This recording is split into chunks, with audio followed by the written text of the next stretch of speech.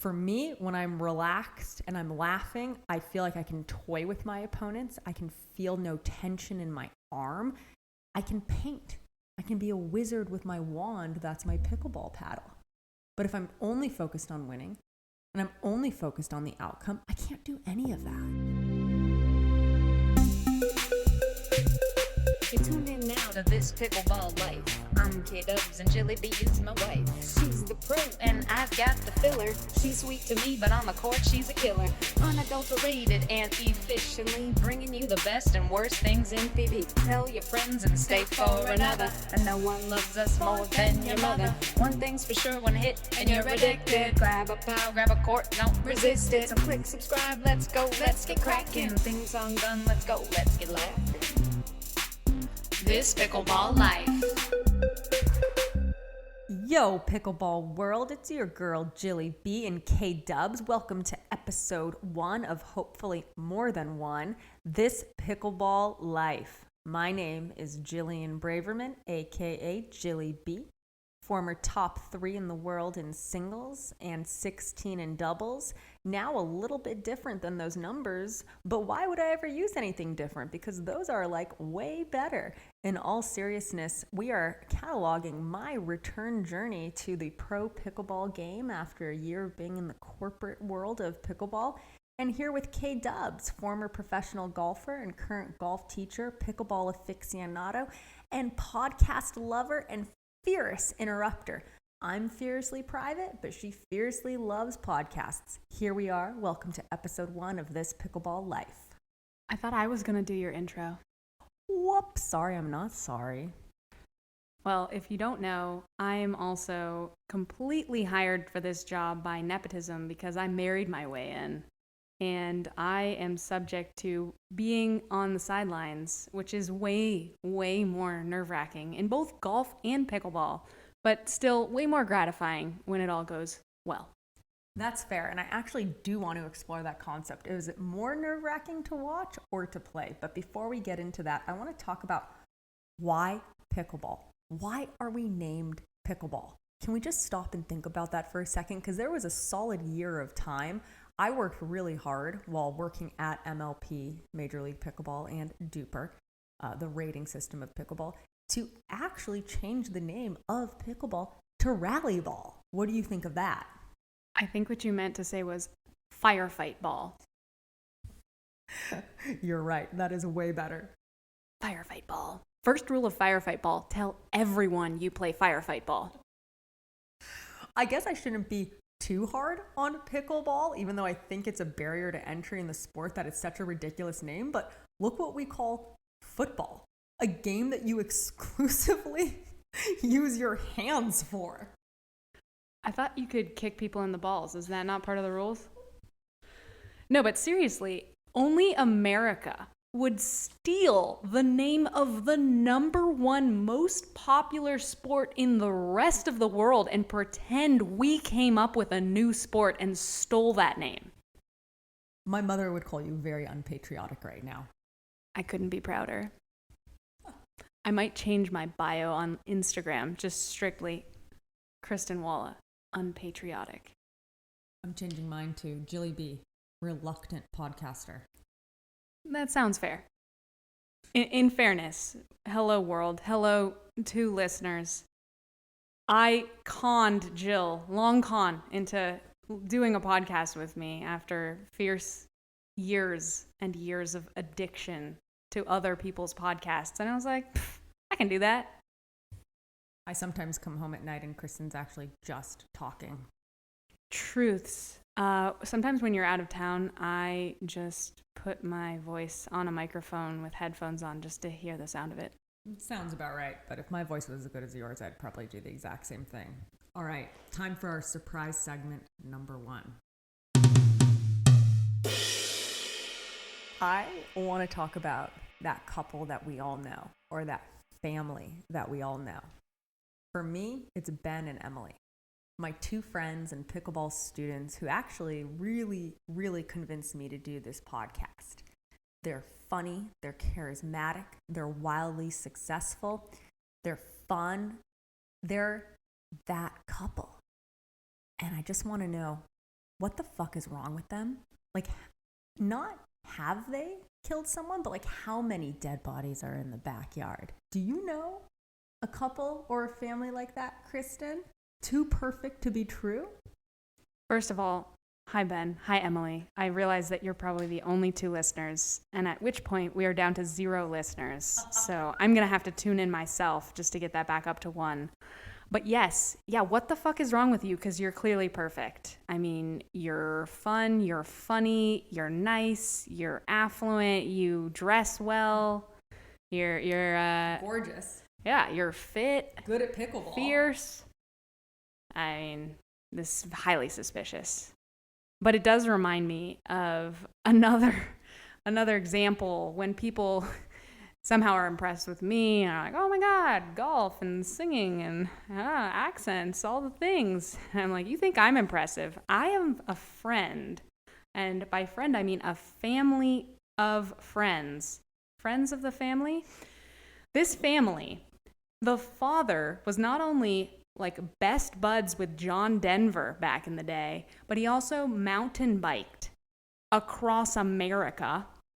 The wife writes the school plays, among other things.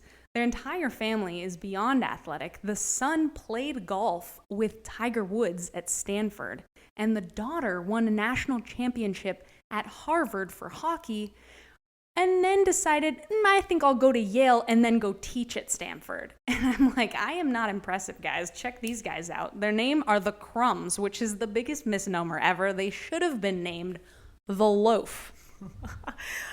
I just have one question. He biked across America. Did he know he could taxi or train or fly? Like, this was on purpose that he biked across, not on accident. First of all, this wasn't the 1800s. He could have flown. Secondly, yes. I think his in-laws were expecting him, so he was like, I'll be there in 3 weeks. This is when gas prices were really high. Fair enough. I think there was some kind of like Iranian embargo or something going on. Hundo P. It sounds like we're smart, but we're really just dumb. Give me surprise segment number 2. What do you have for me, Kristin? Okay, so in a surprise, I didn't know we were surprising each other, but I'm going to surprise you now by asking you this. What is the one thing that you think makes pickleball so stinking addictive? Because I have my own theories, but I think you do too. I bet you do have a theory or two, Kristin. Pickleball is chemical. You get a release of endorphins and serotonin every time your paddle makes contact with the ball. So they did a study and they measured all racket sports and that exact serotonin endorphin release and that ball contact. And pickleball is 600% greater. No way to know. Maybe I made that number up. We'll have to fact check me later. Was this study done by Toby and Striper? Yes, our cats, Toby and Striper, yes. In all seriousness, it is exponentially greater in pickleball. So that's why I can go out with my 69-year-old mother, hit the ball, and she's having a great time, but so am I, because we're having that constant gratification. So in a nutshell, it's constant gratification that it makes it so addicting. I can't tell you how many of my friends, which are also your friends, say, I found my sport.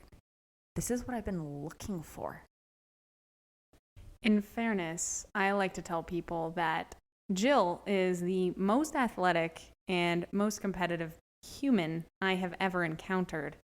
And my mother is the least competitive and the least athletic person I have also ever encountered. And somehow they both love pickleball. And just to contextualize this, my mom likes a tie even when I'm playing a game.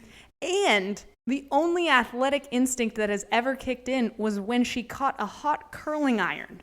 So yeah, this person also likes pickleball. Who roots for a tie? Only sociopaths. And by sociopaths, I mean fiercely unsociopathic Catholics. Hi, Jeannie. We love you. Hi, Mom. I think our listener base just went up to 3. My mom can't figure out how to get onto a podcast. Otherwise, it would be 4. Thank God. Just kidding. Love you, Georgia. Love you, Mom. Love you, Georgia.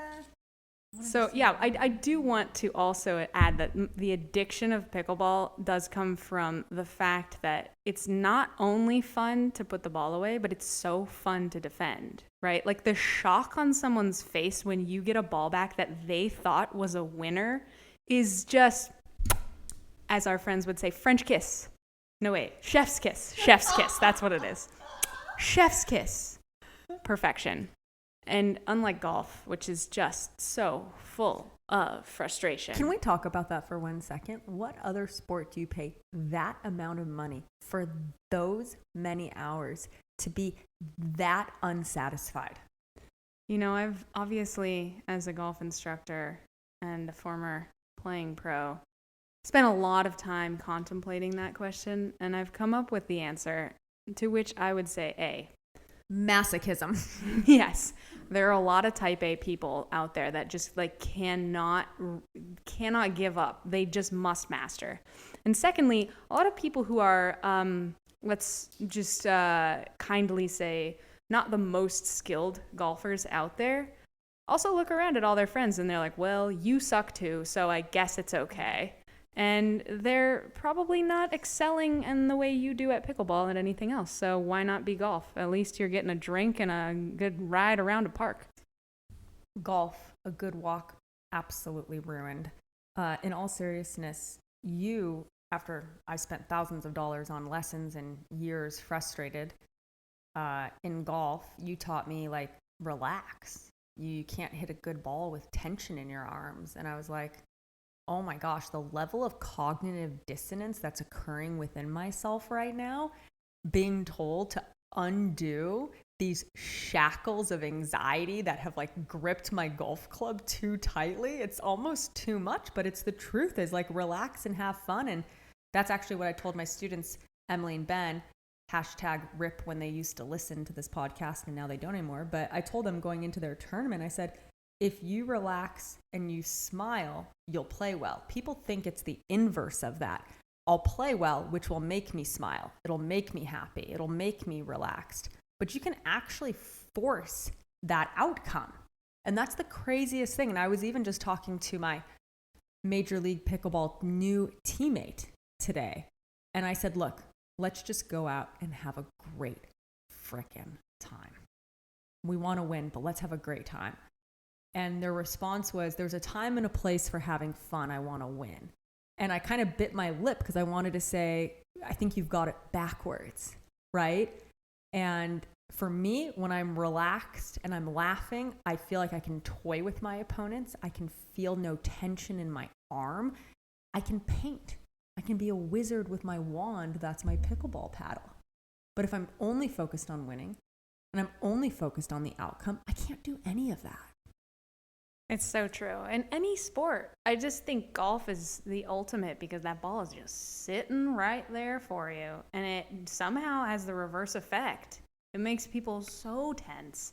And at least when you're chasing a ball down, you somehow have more forgiveness for yourself and you're reacting. And so much of golf is getting people back into that reactionary place. But I definitely think there's a lot of translations, especially into the soft game and how much of pickleball and golf are both about shot selection and choices, but being able to control your distance and your power, not just rip, rip, rip and smack, smack, smack. Kristin, it's time for one of my favorite segments of the pod, Pickleball Buzzwords. Pickleball Buzzwords? Is this that song I wrote about pickleball buzzwords? It is. How did you know? You're going to want to hear this one. Carbon fiber, edgeless. Wait, are you doing this song or me? You. Sorry. It's Pickleball Buzzwords. Let's go. Carbon fiber, vibration tamping, extra gritty, edgeless paddle, 360 seamless, one-piece construction, dynamic tension, epoxy resin, limitless control, classy look, confident hold. Is this a hairspray? Maneuverability, last pass filtration, trampoline effect, textured surface. Carbon fiber. Carbon fiber. Carbon fiber. Honeycomb core, polymer core, control core, apple core. It's Pickleball Buzzwords. Let's go! Foam injected, elongated, ergonomic, string engaging, graphite inlay, aerodynamic, technokinetic, arthritic. All styles, carbon fiber, all levels, all prices, all colors. All your paycheck. Carbon fiber. It's Pickleball Buzzwords. Let's go! All your paycheck. Oh man. Well, I hope you enjoyed the Pickleball Buzzwords indulgent song I just whipped up for this pod. You might hear it again if you're lucky or unlucky, depending on your perspective on that one. What do we have next, Jilly B? It's time for Selfishly, one of my favorite segments of This Pickleball Life. Wait, but before we move on, I do want to talk about what are your favorite pickleball buzzwords? Grit! Can I buy a grit measurement? Because I'm like hoping for a paddle that has like closest to max grit -1. Hashtag, did we need to circle back? Because we never really covered why pickleball is pickleball. Hashtag reluctant podcaster. Hashtag podnose. Okay, we're moving on. Okay, we're moving on to selfishly, narcissistically, my favorite part of the pod. Dear Jilly. Listener, we, in fairness, almost named this podcast Dear Jilly, but we wanted to make sure we got pickleball in there because, you know, you got to get those buzzwords going. And so we're going to have a few questions from our future listeners. So we went ahead and polled a few friends to get this ahead of time. But why don't I read you the questions so you can answer them? Dear Jilly B, I can't stop saying yes when partners ask me to play, even though I don't want to play with them because of personality or because maybe our skills are not well matched. How do I say no to people without being a total jerk? This is from Mickey in New York City. Well, Mickey, God, is it hard to be popular? Boy, do I empathize, or is it sympathize? We'll never know with that. I'm a really big proponent of the truth shall set you free. I have had conversations really similar to that with pros, and it goes something like this. You know, dear Jenny. Well, I guess we're not writing a formal letter with quill and ink, so maybe it's more of a text or a phone call. Yo, Jen, thanks for the message. Yo, Jen, what up? No, just kidding. I think a simple hi, Jen will do it. But hi, Jen, thank you so much for asking me. I actually was thinking about playing that tournament, and I'm actually going to play with, you know, insert name. Or I am looking for a different partner. I really appreciate you asking me. Thank you so much. You know, I don't think you need to go into, I think I'm better than you, or I only want to play with partners where I have a chance of winning. I think you can be short and sweet. I think it's hard to say no because we make it hard to say no. There's nothing actually hard about it. So again, thank you so much for asking me. I actually might play that one. And I'm currently looking for a partner, or I've committed to someone else. That's great. Or what about when you're just on the courts at rec play, at open play, and someone kind of gives you that gaze and says, hey, you want to do it again, and you just came off the court with them? That's a really good question. I get that one a lot, and I would say, thank you so much. I'm actually going to play with some other people and focus on working on some other skills. Excellent. I mean, honesty is usually the best policy. You don't have to be a jerk to be truthful. And we've all been there. Even that person has been there with other people, guaranteed. I think that's a great answer. And I would also add that, you know, sometimes you're in the middle of choosing partners for a tournament and you're just waiting to hear back from someone. So it doesn't mean you have to you know, put that person as an absolute no. It might be just a maybe. All right, our next question. Dear Jilly B, what is the number one quality you look for in a partner? Yeah, I think I touched on this earlier. I think having fun, laughing at yourself, There's nobody in the world that I've met that wants to win more than me. But if that's Facts. hashtag fact check me. But if that was the only attitude I went out with on the court, I wouldn't win a match. So I also try and have fun and strike a balance between really, really wanting to win and having perspective on life while I'm on the court. And if you see me play, it'll probably look like all I want to do is win, but I'm also laughing. I'm also complimenting my partner. I'm also hitting fun, crazy, cool shots. And I think there's a perspective that I need my partner to bring on the court that, yes, we want to win more than anything, but yes, we have families when we go home at night and we have perspective, and this is not life and death on the court. And for me, that's really important to play my best. I have to have someone that shares that mentality. Totally. And I think part of the question is also answered in the follow-up question is, how do I be the best partner I can be? And I think so much of that is like, well, what do you want in a partner? Now, I do think this is also what kills people sometimes, because they are a jerk to themselves, and so they're a jerk to their partner the way they're a jerk to themselves, and Correct. They're doing themselves a disservice even more so than they are also doing that to their partner. That is so spot on. And when I play with a new partner, the first thing I ask them is, when do you play your best? Tell me about your best match, your biggest win, a time that you felt most confident on the court. Describe that experience to me. And I try and listen. And then ultimately, you try and be that partner for them. And I think that's what I love about pickleball so much that was missing in tennis. Pickleball is not an individual sport. It's a team sport. It's doubles. I mean, yes, we have singles, but look at the trend. Look at where the viewership is. It's in doubles. It's not on Thursday at pro singles when you have 7 people in the stands. All our podcast listeners are in the stands. Totally.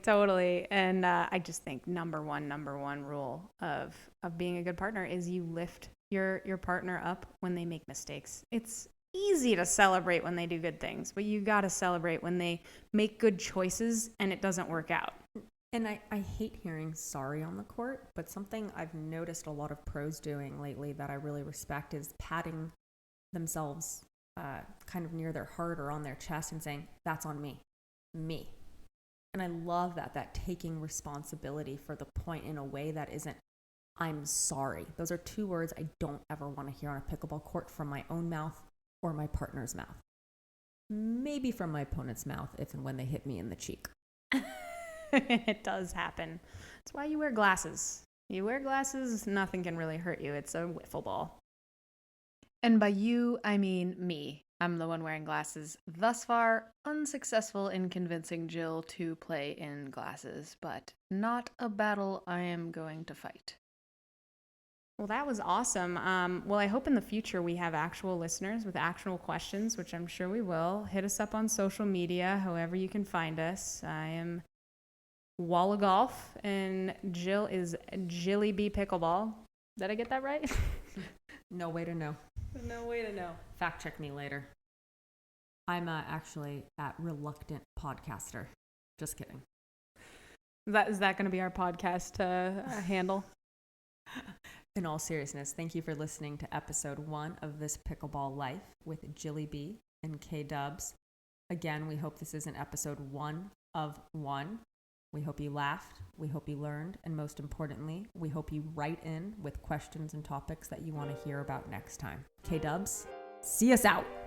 This Pickleball Life is a Tomahawk production. 100% organic and homegrown. Music by K-Dub, editing by K-Dub and Jilly B. Thank you to our sponsors, pbgods.com and No Thanks Ator. Do you have a question for Jilly B? Email us at thispblife@gmail.com to be included in future episodes. Don't forget to click subscribe. It's Pickleball Buzzwords. Let's go! Carbon fiber. Vibration tamping.